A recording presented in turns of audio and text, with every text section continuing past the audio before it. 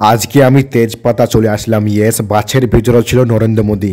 এখানে একটা সাবস্ক্রাইবের সাথে দেখা হয়ে গিয়েছিল, দুটো ফটো তুলে এখান থেকে কেটে পড়লাম। তো গাইস, আমি এখানে এসেছি বলে পুরো রাস্তা ব্লক হয়ে গিয়েছে। তো চলো এবার তোমাদেরকে ফাইনালি দেখিয়ে দিই সেই বিখ্যাত তেজপাতা।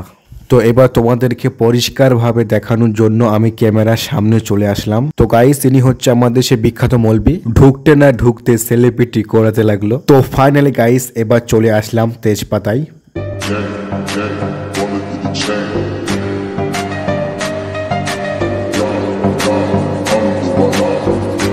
এখানে আমাকেই সবাই ঘুরে ঘুরে দেখছে, তাই একটু আমি সাইডে চলে গেলাম। তো চলো এবার আমি তোমাদেরকে তেজপাতার ভিতরটা ঘুরে দেখাই। ততক্ষণ তোমরা কিছুক্ষণ মিউজিক শোনো।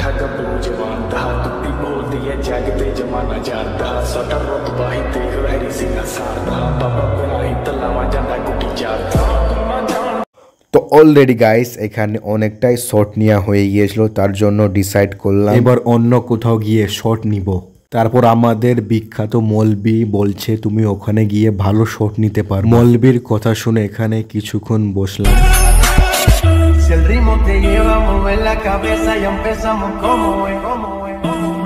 তো গাইস, এবার ফাইনাল ছাদে গিয়ে দেখাবো। তো চলো এবার তেজপাতার ছাদে যাওয়া যাক।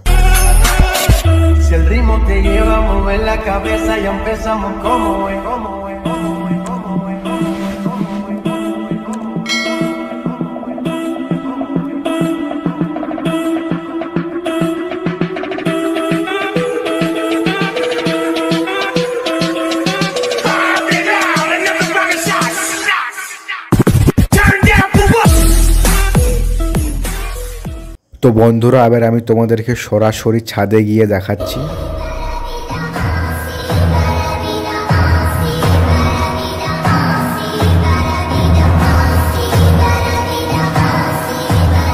তো ফাইনালি গাইস, চলে আসলাম তেজপাতার ছাদে। আর এখানে তোমরা দেখতে পাচ্ছ অনেকেই আছে। এবার আমি তোমাদেরকে এই তেজপাতার ছাদটা একটু ভালো করে ঘুরিয়ে দেখাচ্ছি।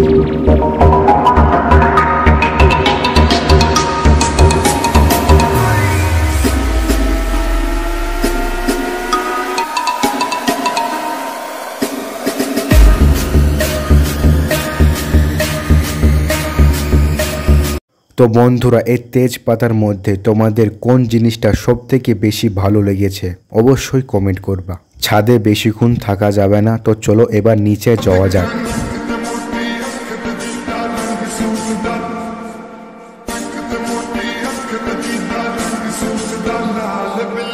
তো এই তেজপাতায় আর থাকতে ভালো লাগছিল না, তাই বেরিয়ে পড়লাম। তো এবার আমরা যাব রাধানগর ঘাট, তাই তাড়াতাড়ি গাড়ি নিয়ে বেরিয়ে পড়লাম। রাস্তা ছিল জ্যাম, 100তে দিলাম গাড়ির টান। তারপর চলে আসলাম গাইস রাধানগর ঘাটে। তোমরা যদি আগে এসে থাকো তাহলে কমেন্ট করে জানাবা। তো এবার আমি তোমাদেরকে রাধানগরের ব্রিজটা ভালো করে দেখিয়ে দিই। And nobody knows.